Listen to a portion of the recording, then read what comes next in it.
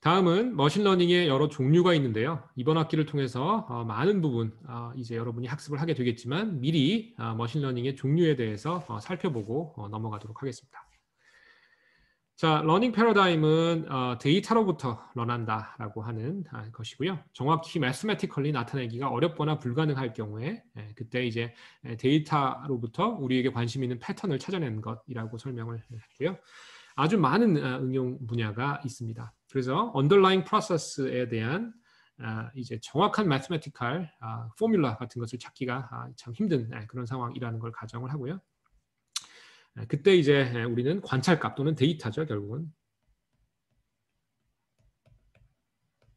우리가 관찰한 것, 즉 데이터를 이용해서 underlying process를 이해하려고 하는 그런 철학이 있는 거고요. 자, 그 다음에 이제 굉장히 그 응용 사례가 넓어요. 요즘 머신러닝이나 인공지능, 빅데이터 쓰이지 않는 분야를 찾는 것이 더 어려울 정도로 광범위합니다.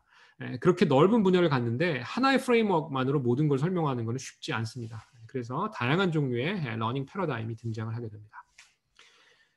자, 그래서 일단은 가장 중요하고 가장 오랜 기간 연구가 되어 왔으며 우리가 이번 수업 시작하고 나서 지금까지 주로 설명했던 것이 이 지도학습이라는 거예요. Supervised Learning. 그래서 이것이 첫 번째 카테고리. 두 번째는 Unsupervised Learning이라는 것이고요. 위에 Supervised Learning이 어떤 정답을 가지고 학습을 하는 그런 스타일이라면 이 Unsupervised Learning은 데이터만 가지고 학습을 하는 거예요. 그래서 위에 있는 게 Y하고 X가 둘 다 있다면 얘는 X만 있는 그런 상황이죠. 자, 그 다음에 Reinforcement Learning이라고 해서 이 두 가지 하고 조금 성격이 다른 그래서 이제 전에 이야기했지만 Learn by Interaction. 그래서 최소 두 가지의 그 플레이어가 등장합니다. 어떤 에이전트하고 그다음에 environment 이 둘이 서로 교감을 하면서 배워가는 그런 스타일의 러닝을 reinforcement learning이라고 하고요. 각각에 대해서 조금씩 살펴보도록 하겠습니다. 자, 일단 supervised learning은 어떻게 보면 가장 오랜 기간 연구가 되어 왔고요. 그리고 가장 현재 널리 쓰이는 그런 머신러닝 타입 중에 하나입니다. 그리고 우리가 머신러닝 수업 시간에서 당분간 우리의 포커스이기도 하고요. 여기 세팅은 어떻게 되냐면 일단 명시적인 이그젬플이 있어요.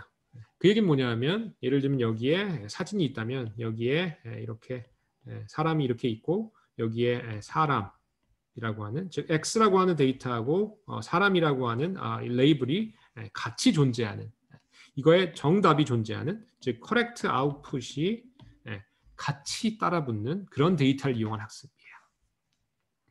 그렇죠?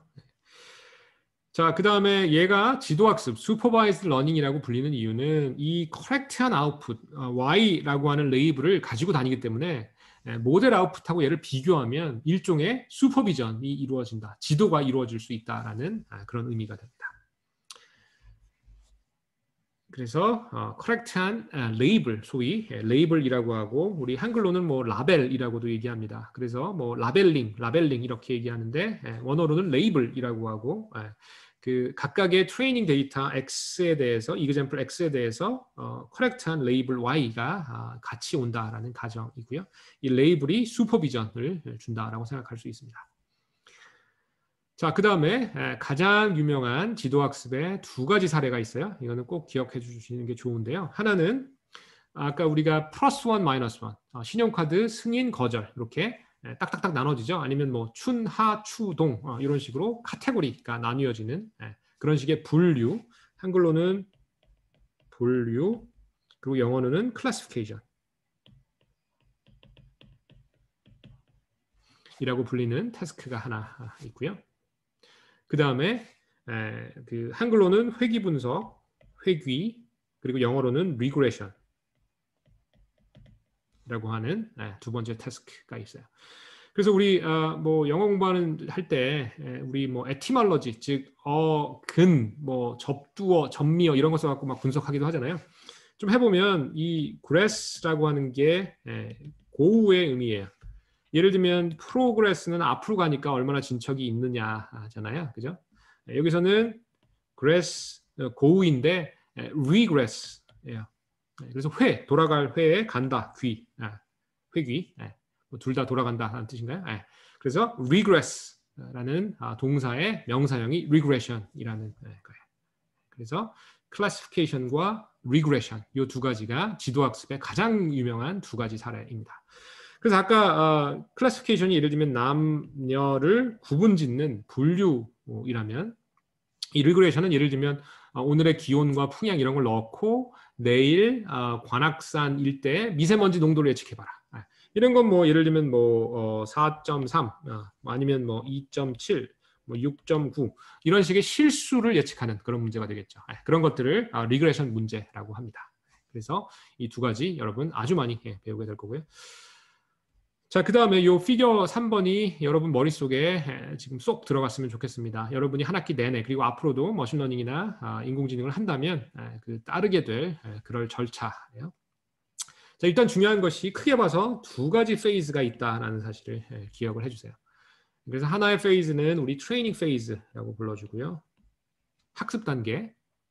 그리고 두 번째는 여러 가지 이름이 있어요. 뭐 테스팅이라고 불리기도 하고 아니면 인퍼런스라고 부르기도 합니다. 그리고 1번 트레이닝은 보통은 예를 들면 이제 연구소나 뭐 회사에서 하는 거예요. 열심히 학습시키는 거죠. 그죠?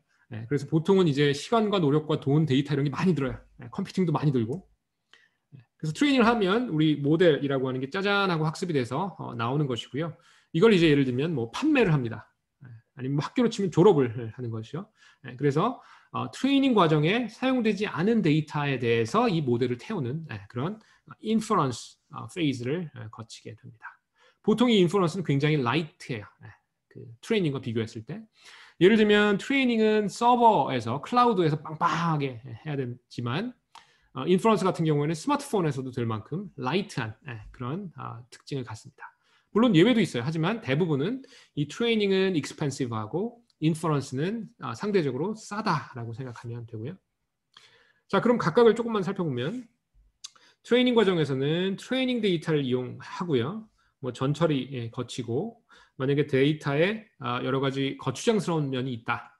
뭐 특정 그 차원은 뭐 나이를 재라고 했더니 나이가 뭐 다 안 재졌거나 아니면 온도를 재라고 했는데 뭐 온도가 일부만 재져 있거나 그렇게 전처리하고 그 다음에 일부를 골라주는 그런 뭐 다 그냥 포괄적으로 전처리라고 볼 수 있죠.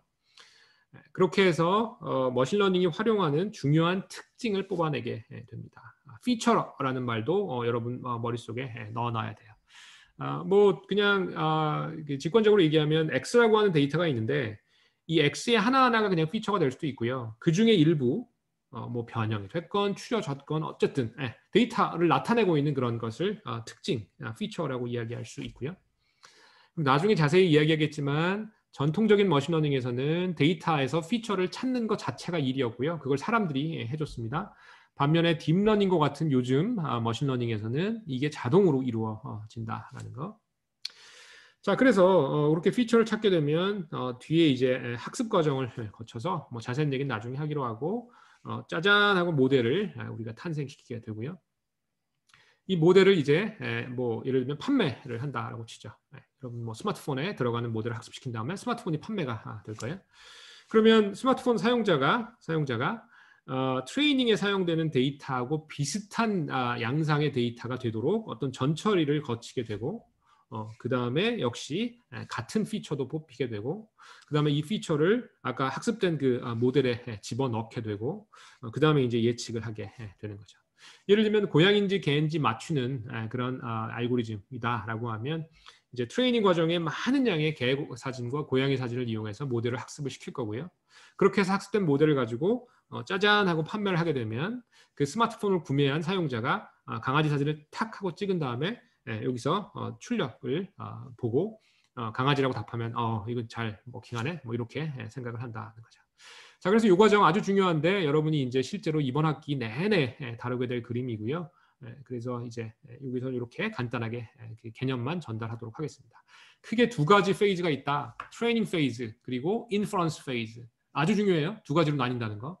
그리고 트레이닝 굉장히 비싸고 상대적으로 인퍼런스 싸다. 상대적으로 싸다라는 것이고 그 다음에 머신러닝의 가장 대표적인 챌린지, 어려운 점이 뭐냐면 대부분은 이거예요. 트레이닝 때 잘 되는데 이게 인퍼런스 하면 잘 안 되는 거. 그 둘을 잘 되게 하는 것을 일반화, generalization이라고 얘기하고 일반적인 머신러닝의 궁극의 목표 중에 하나가 됩니다.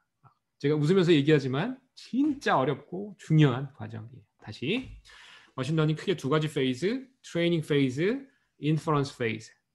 트레이닝 상대적으로 비싸고요. 인퍼런스 상대적으로 쌉니다. 상대적으로 쌉니다. 트레이닝에 대비해서. 그죠? 그리고 머신러닝의 많은 경우에 어려움이 트레이닝 할 때는 해보면 기동차가 잘 돼요.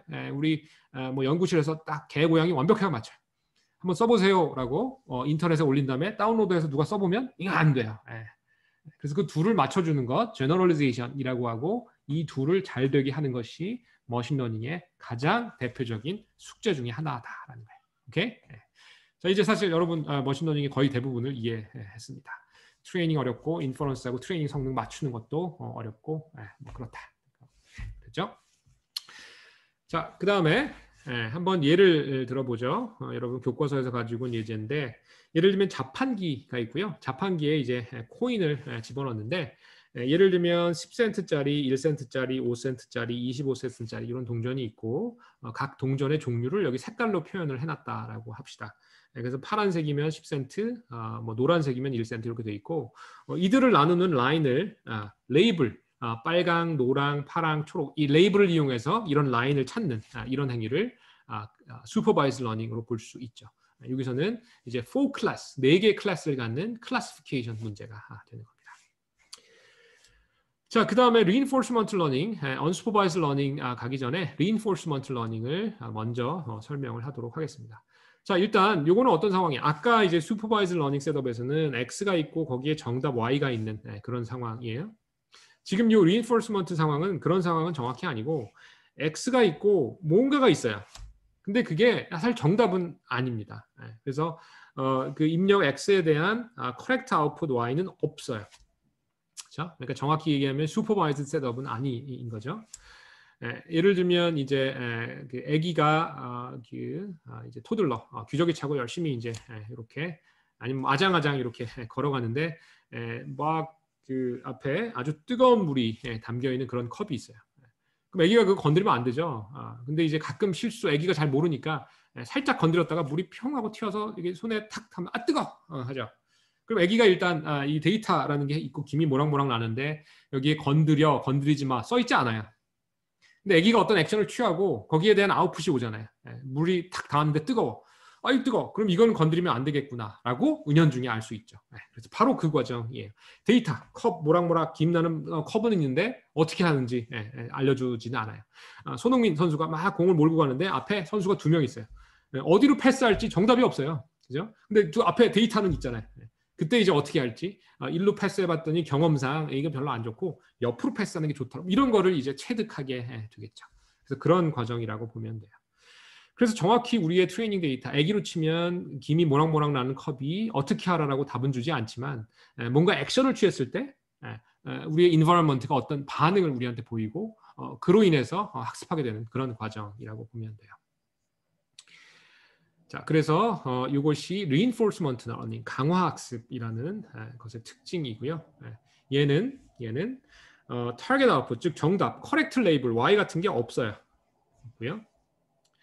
그 대신에 일종의 출력 같은 거는 있을 수 있다는 거고요. 보다 정확히는 어떤 출력이 얼마나 좋은지에 대한 소위 말하는 그레이드가 있어요. 또는 뭐 리워드. 그죠? 여러분 지금 가만히 생각해 보시면 공부를 잘하면 상이 주어지고 공부에서 조금 실수하면 조금 뭐 상이 덜 주어지고 이런 게 있죠. 그럼 그걸 보고 여러분이 뭔가를 느낄 수 있죠. 슈퍼바이즈 러닝에는 y는 뭐 x 더하기 3 정답 있고 뭐 이래서 풀어갖고 정답하고 맞추면 딩동 맞았다라고 하는 건데 이거는 조금 그거랑은 달라요. x 데이터가 있고 출력이 있는데 그 출력이 얼마나 좋은지에 대한 데이터가 있는 거예요. 자, 그래서 트레이닝 측면으로 보면 슈퍼바이즈 러닝은 이렇게 생겼어요. 입력이 있고 정답이 있고요. 반면에 reinforcement learning에는 당연히 입력은 있죠. 데이터는 있고요. 그리고 뭐 일종의 출력이 있고 그다음에 이 출력이 얼마나 좋은 건지 얘에 대한 그레이드 같은 게 있어요. 점수 같은 게. 그렇죠? 그래서 아웃풋에 그레이드가 있다는 것이고, 뭐 또 다른 예제로는 게임 플레이하는 그런 우리 그 컴퓨터 게임 플레이하는 에이전트를 설계한다라고 했을 때 특정 상황에 에이전트가 놓였을 때 걔가 어떻게 하는 게 정답인지는 대부분 사실 불명확해요. 그죠? 축구로 예를 들면 앞으로 패스하는 게 언제나 정답이 아니잖아요. 옆으로 하는 게 좋을 수도 있고, 뭐 앞으로 하는 게 좋을 수도 있고, 심지어는 백패스가 정답일 수도 있고 하는 거죠.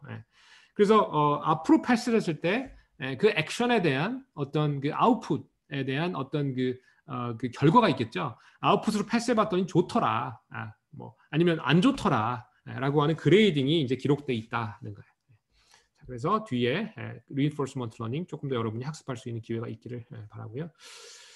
그래서 이거는 게임 같은 거. 게임 같은 걸 런할 때 바둑이나 뭐 이런 거, 뭐 슈퍼 마리오 게임 이런 거를 런할 때 좋은 방식이 되고요. 우리 알파고 사례나 뭐 체스 플레이 같은 사례를 미루어 생각해 보면 이런 리인포스먼트 러닝이 적합한 그런 상황이고요. 그래서 시퀀셜한 디시전 메이킹을 계속해야 되는 상황에서 리인포스먼트 러닝이 유용합니다. 자, 그 다음에 세 번째. 비지도 학습, unsupervised learning을 설명하도록 하겠습니다. 아까 supervised learning이 X하고 Y가 있는 거고, 그 다음 reinforcement learning이 X하고 뭐 Y 비슷한 게 있고 여기에 그레이드 이렇게 있는, 이게 정답은 아닌데 뭔가 그 그레이드하고 출력이 있는, 그 다음에 unsupervised learning은 그냥 X만 딸랑 있어요. 그래서 가장 hopeless한 그런 상황이죠.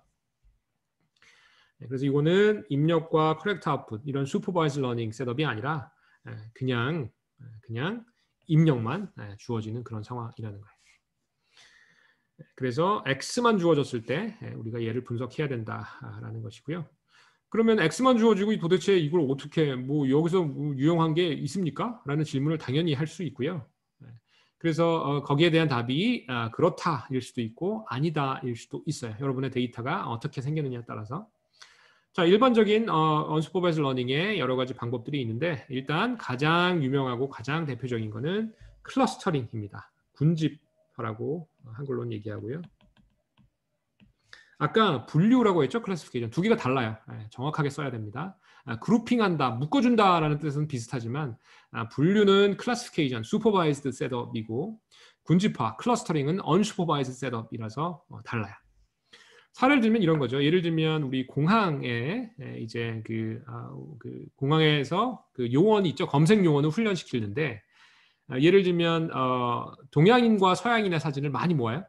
그래서 동양인에게는 동양인이라고 레이블을 달고 서양인에게는 서양인이라고 레이블을 달아요. 그런 레이블 달린 데이터를 마구 주고 우리 그 검색 요원을 가르치는 이런 방법이 슈퍼바이즈 러닝이고요. 그게 아니고 이 언슈퍼바이즈 러닝은 그냥 사진을 무조건 많이 모아요. 뭐 동양인, 서양인 뭐 다 있는 거. 그 다음에 알아서 나눠보세요라고 하는 거예요. 그러면 어떠한 정답도 없이 그냥 데이터만 바라보고 특징이 있다면 그 특징을 찾아서 그냥 스스로 나누는 게 되겠죠. 아니면 애기한테 남자 사진, 여자 사진, 뭐 노소, 그 시니어 사진, 주니어 사진을 주고 이게 남녀노소야라고 알려주면서 가르칠 수도 있죠. 슈퍼바이즈 셋업이고. 그게 아니라 그냥 사진 와장창 주고 남녀노소 알아서 뭐 남녀노소로 나눌 수도 있고 아니면 뭐 얼굴이 빨간 사람, 뭐 하얀 사람, 뭐 노란 사람 나눌 수도 있고 뭐 답이 없는 그런 어쨌든 나눌 수 있죠. 그게 클러스터링입니다.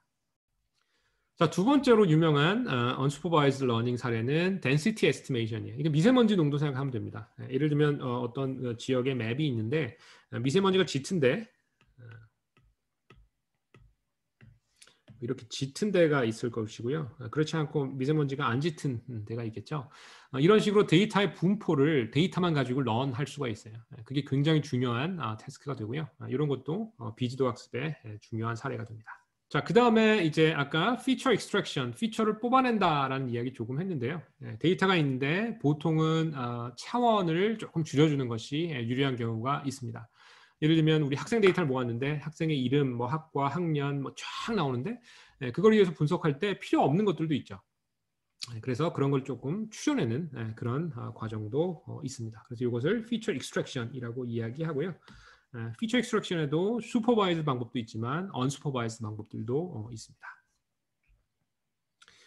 자, 그 다음에 이제 슈퍼바이즈드 러닝과 언슈퍼바이즈드 러닝 사이에 다양한 그 베리에이션들이 있어요. 예를 들면 세마이 슈퍼바이즈드 러닝.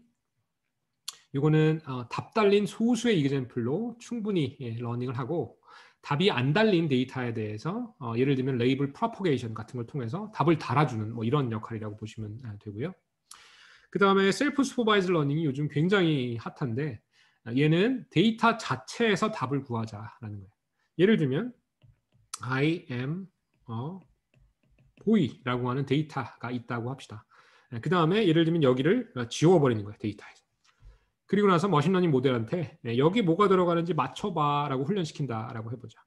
그럼 우리에게 데이터 있어요. I am a boy. 원래 M이라고 써있는 걸 알고 있죠. 그런데 그거를 지운 다음에 모델한테 채워봐라고 시키니까 모델이 이런 걸 많이 하면 그렇게 런을 하겠죠. 그래서 그런 것을 셀프 슈퍼바이즈드 러닝이라고 합니다. 즉 데이터에 레이블은 없지만 그 데이터로부터 레이블을 추출해서 러닝에 활용하는 그런 방법이라고 볼 수 있어요. 예를 들면 좀 전에 얘기했던 게 BERT라고 하는 그 자연어 처리에서 요즘 많이 쓰이는 인공지능 모델의 아이디어입니다. 자, 그래서 요 예제를 살펴보면 아까랑 동일한 자판기에 들어가는 동전의 어떤 그 나눔에 대한 문제인데요. 아까는 동전에 색깔이 있었어요. 빨강, 파랑, 노랑, 초록. 근데 지금은 색깔이 없죠. 색깔을 안 주고 그냥 사이즈하고 무게만 가지고 얘네를 나눠봐라라고 하는 이런 문제로 바꿀 수도 있습니다. 이것을 클러스터링 문제라고 볼 수 있는 거죠. 자, 그래서 비지도 학습을 우리가 살펴보고 있고요. 비지도 학습을 이제 여러 가지로 활용할 수 있습니다. 비지도 학습 자체로도 많은 유용성이 있고요. 그리고 이제 다른 종류의 러닝과 결부시켜서 역시 유용하게 사용할 수가 있습니다. 그래서 조금씩 더 살펴보도록 하죠. 자, 일단 unsupervised 러닝을 어떤 식으로 우리가 생각할 수 있냐면 첫 번째로는 이제 입력 데이터가 있는데 그 입력 데이터에 예를 들면 X만 있고 사실 레이블 Y가 없는 그런 상황이죠. 그래서 그 입력 데이터 자체에 존재하는 즉 X만 놓고 어떠한 레이블이나 추가적인 이제 슈퍼비전이 없이 X만 가지고 뭔가를 살펴볼 수 있다는 건데 이제 어떤 패턴 그리고 구조 아까 전 페이지에서 본 것처럼 이제 레이블 없이도 무게와 크기로 가지고 그룹핑이 되기 때문에 그런 데이터 자체에 존재하는 내재적인 어떤 구조, 패턴 이런 것을 찾는데 활용을 할 수 있습니다. 그래서 예를 들면 책을 도서관에 이제 많은 종류의 그리고 많은 수의 책이 있는데 그 책들을 그룹핑을 할 수 있는데 예를 들면 뭐 토픽별로 나눌 수가 있겠죠. 누가 이 책은 어떤 주제다라고 이야기 주지 않아도 책을 살펴보고 이게 어떤 주제이겠거니 예측을 해서 비슷한 주제끼리 묶을 수가 있습니다. 물론 뭐 토픽을 주어주고 클래시피케이션 할 수도 있지만 그냥 그 데이터만 가지고 그리고 그 책에 담겨 있는 내용만 가지고 우리가 묶을 수 있는 거죠. 자, 두 번째로는 이제 역시 또 많이 쓰이는 그런 역할인데요. 결국은 지도학습, 슈퍼바이즈드 러닝을 하는데 그 전에 그냥 데이터를 넣는 것보다 이제 어떤 그 전처리의 일환으로서 비지도 학습을 해서 넣는 경우가 많이 있습니다. 그래서 슈퍼바이즈드 러닝, 지도 학습의 그 전조 하나 전에 이제 전 단계로 전처리 비슷하게 하는 그런 쓰임도 아주 널리 사용이 됩니다. 그래서 많이 드는 예제인데 예를 들면 이제 뭐 한국에서 스페인으로 교환 학생을 떠난다, 연수를 떠난다라고 했을 때 이제 한국의 스페니쉬 서바나어를 하는 분들도 있지만 이제 그런 분들을 튜터로 모시기가 이제 영어보다는 상대적으로 수가 적기 때문에 쉽지 않을 수 있죠. 그래서 예를 들면 이제 1년 후에 스페인으로 교환학생을 가기로 계획을 했다라고 했을 때 제일 좋은 건 스페니쉬와 코리안을 다 이제 구사할 수 있는 분을 모셔서 튜터링을 하는 게 제일 좋죠. 근데 그렇지 않더라도 예를 들면 뭐 인터넷에 있는 스페인어 라디오 방송을 그냥 듣는 거예요. 누가 옆에서 이게 무슨 뜻인지 가르쳐 주지 않더라도 그냥 소위 말하는 귀에 바른다라고 하죠. 계속 듣는 거예요. 그럼 듣다 보면 이제 많이 등장하는 표현 나올 것이고 말하는 분의 어떤 그 높낮이나 아니면 뭐 기분이나 이런 거에 의해서 대략적인 자주 나오는 것들은 의미를 어느 정도 파악할 수도 있어요. 그렇죠? 누군가 명시적으로 가르쳐 주지 않더라도. 그리고 나서 1년이 지나서 스페인에 이제 도착을 하게 되면 뭐 바이 데피니션 스페인은 스페니쉬를 하는 나라니까 뭐 누구나 주변에 있는 많은 분들이 스페니쉬를 하죠. 그래서 튜터링을 이제 상대적으로 저렴하게 할 수도 있고 아니면 이제 원래 소기의 목적에 따라서 스페인어를 사용하는 그런 학교에 가서 이제 교환 학생을 할 수 있는 거죠. 그럴 때는 이제 일종의 supervised learning이 되는 거죠. 이건 무슨 뜻이다라고 명시적으로 스페인어 튜터에게 배울 수 있는데 그때 한국에서 1년간 뭐 정답 없이 들었던 그런 서반어 라디오 내용이 도움이 될 수 있다라는 그런 직관이 됩니다. 자, 그 다음에 이제 세 번째 또 중요한 이제 역할을 하는데 우리가 나중에 머신러닝을 더 학습을 하게 되면 뭐 보다 많은 사례를 알게 되겠지만 우리가 확보한 데이터의 어떤 그 하이어 레벨, 현재 데이터가 가지고 있는 것보다 더 고수준의 이제 어떤 그 표현,